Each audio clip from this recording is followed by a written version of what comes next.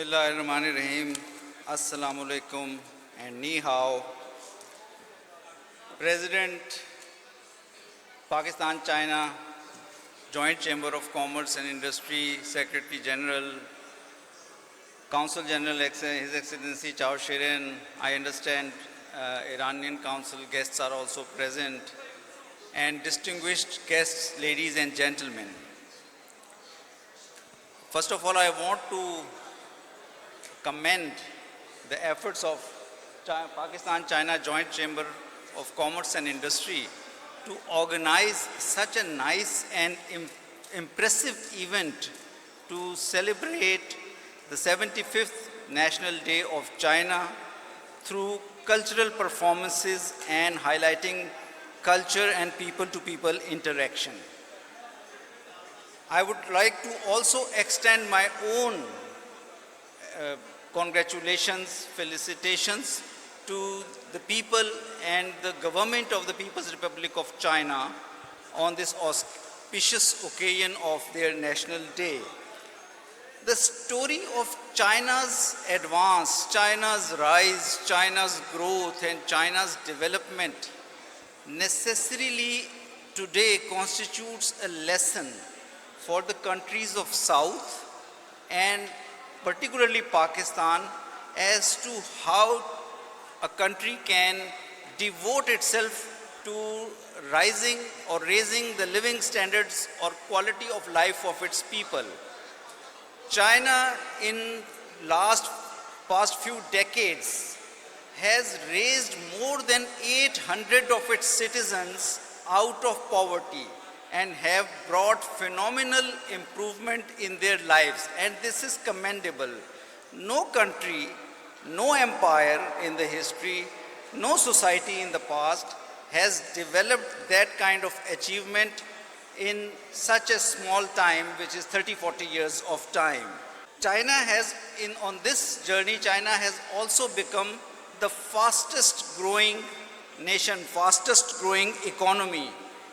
It has registered 8, 9, 10% level of annual economic growth for sufficiently long period of time while going through difficult times, even such as COVID-19 or other times of difficult global economy. And it has been able to weather all these storms, all these challenges in such a way that when you today look at the Chinese industry, it is creating marvels in terms of sophisticated technology, production, development. Even in electric vehicles, China has become the leading manufacturer and exporter of electric vehicles. And Mr. Consul General, when BRI starts producing cars here in Karachi, I will be one of the first applicants to get such an electric car. China has been a torchbearer of the South-South cooperation, and for last 3, 4 decades, 5 decades, it has immensely invested in the efforts for convincing, for persuading the countries of the South, the developing countries, to trade among themselves. Previously, in the past few centuries, North-North trade has continued to dominate the world trading landscape. But as a result of all these efforts, where China has been an important catalyst, in 1995, the North-North trade, which used to be 52% of the global trade, in 2020, the North-North trade is now just 37% of the global trade, and the South-South trade is reaching 30% of the global trade, meaning that in, I think, a very short span of time, in a few years, South-South trade is going to take over the North-North trade. One of the tools, one of the opportunities that is available or that is going to catalyze the South-South cooperation in the coming years and decades is Belt and Road Initiative. In last 10 years, the Chinese Belt and Road Initiative has registered phenomenal achievements. For example, In just this last 10 years, the BRI's investments has exceeded $1 trillion mark. No other connectivity projects in the world or no other infrastructure development in the world has that kind of investment portfolio. Around 150 countries and a large number of international organizations are part of it. Among BRI, China-Pakistan Economic Corridor is the flagship project through which China has made and continues to make useful investment in Pakistan's infrastructure development, energy sector, and industrialization. And this, as this project, CPEC, enters into second phase, we hope that more and more cooperation will be seen in the context of CPEC and BRI. In CPEC and in BRI, increasing focus is now going to come on financing green projects, and we have seen that China's investment in the sector of green projects is also phenomenally increasing.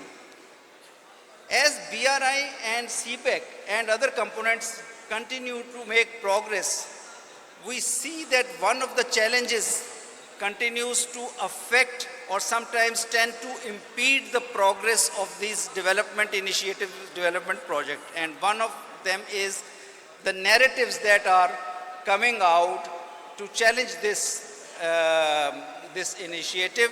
And there is definitely a need of, it is our duty to counter these narratives through fact-based research.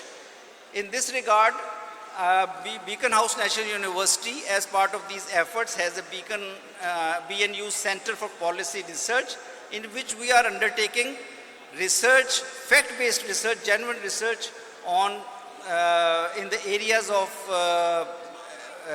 importance to Pakistan, and we have established a China Studies Chair this year for strengthening our research on Pakistan-China cooperation and CPEC, and I would like to invite the China-Pakistan Joint Chamber of Commerce to have more collaboration in coming months and years with BNU in this regard. Since there is a time restriction, I would just conclude with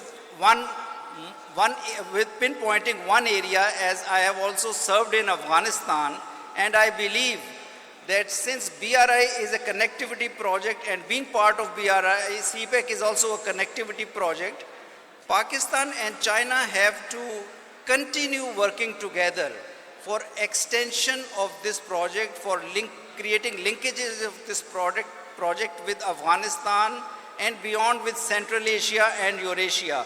Because as one of the previous speakers also said, that we are moving towards an era of regional markets. And if we have to create regional markets, then we have to have connectivity in our neighborhood with the countries around us.